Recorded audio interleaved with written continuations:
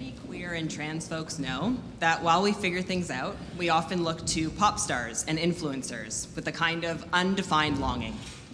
Do I want them? Do I want to be them? Am I attracted to their gender? Or do I want their gender? Or both? No one was more front and center for me in this internal struggle than the Backstreet Boys in 1999. Listening to those hits for the first time, I found my 12-year-old self truly floored at just how exquisite these pop masterpieces were. One weekday evening, I remember listening on repeat from a cassette with the lyrics page open when I urgently called my dad into my room to join me.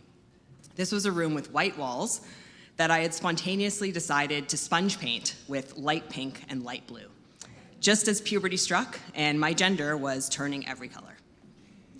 As my dad and I stood next to the dresser that held both the stereo and a framed portrait of one of the Backstreet Boys, I insisted on playing my dad the full song all the way to the bridge to affirm it was, in fact, the greatest.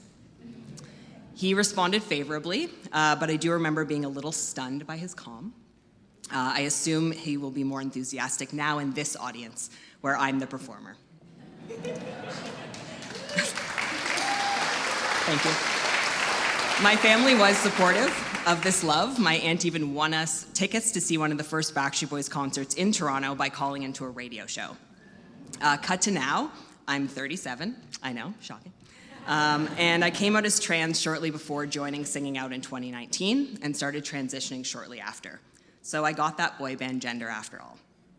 Pink to white to blue to everything mixed together like the sponge paint on 12-year-old PJ's bedroom walls. I wanted it that way, and I got it that way. So thank you, Singing Out, our trans and non-binary ensemble, and our supporters for helping me live out my boy band fantasy.